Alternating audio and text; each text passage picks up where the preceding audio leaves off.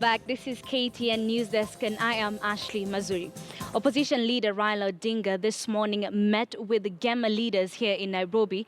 The meeting comes just weeks after the famous handshake between Raila Odinga and President Uhuru Kenyatta. Patrick Amimo was there and now joins us. Amimo, what was discussed between Raila and the Gema leaders? Thank you, Ashley. This meeting just comes exactly 2 months after that famous handshake on the steps of Harambee House in Nairobi, which handshake has really generated a lot of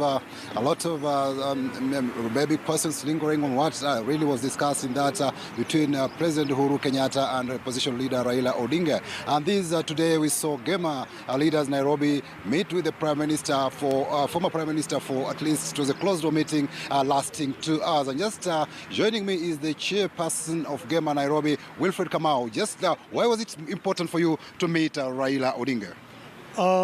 This is not the first meeting we have had with Mr. Raila. The handshake, we call it the golden handshake, that took place on the 9th of February, needs to be trickled down to the grassroots level. We have had many handshakes before. And as you are aware, these handshakes, most of them have failed Kenyans. And now we feel that because they said with the president that this issue of Kenya being in the political mood every time, these quarrels and fights every time there's an election, that it will end with their generation. The next generation will find a new Kenya, a better Kenya. How do we do it?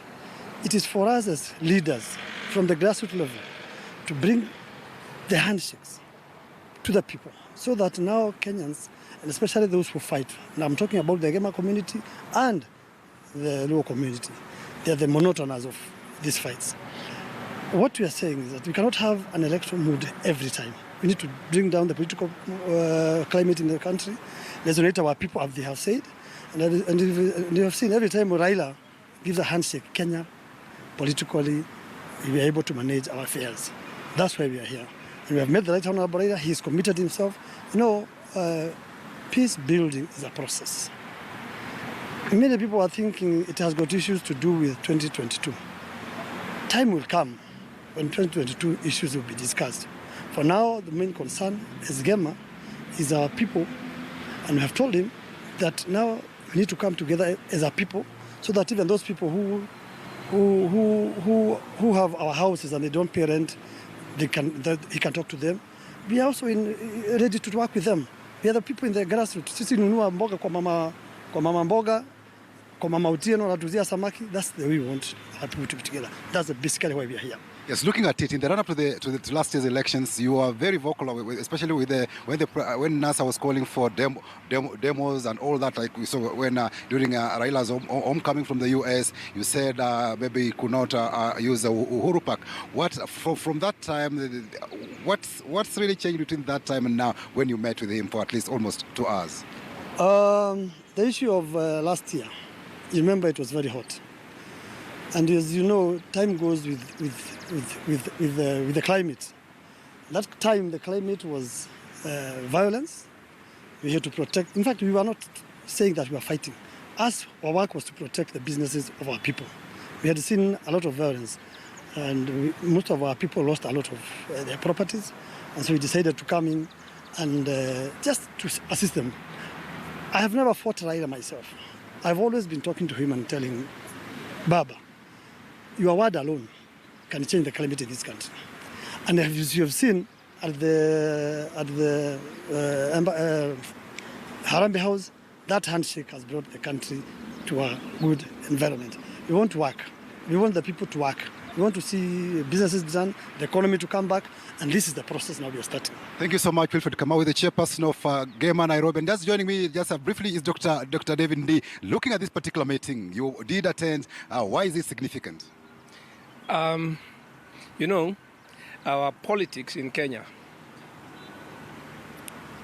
has been about politics of capturing state power. Yeah?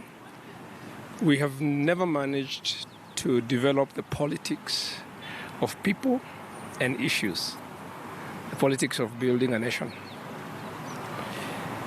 And these particular meeting captures that shift, that we want to, it is significant in that respect. Because if you look at what we have had, is politics of ethnic mobilization for the capturing of state power. This community approached us, actually, I am the one who organized this meeting.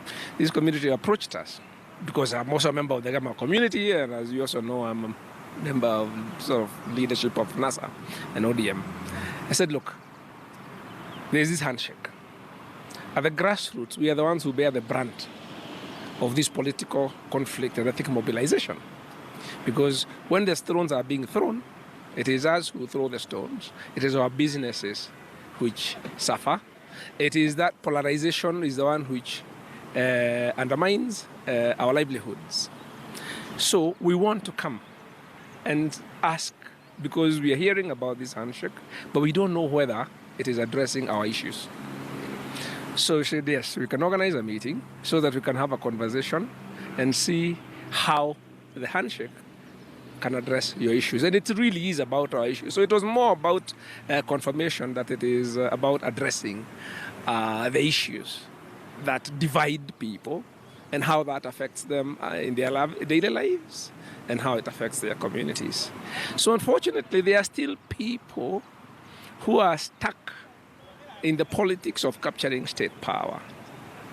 And we are hoping that by having more of these grassroots engagements, we will be able to convey that we are really not talking about state power. We are talking about how people can live together. Because Nairobi has many problems at the community level, in the informal settlements and all these sort of things. But you cannot solve the problems of these people if we are so politically polarized on ethnic lines that you cannot actually sit together and address issues, for instance, that the problems of tenants and landlords and rents and many other, and the problem of the abolition of kiosks, which people face together. So I think Nairobi really represents the microcosm of how these politics of ethnicity and mobilization undermine the politics of people and issues.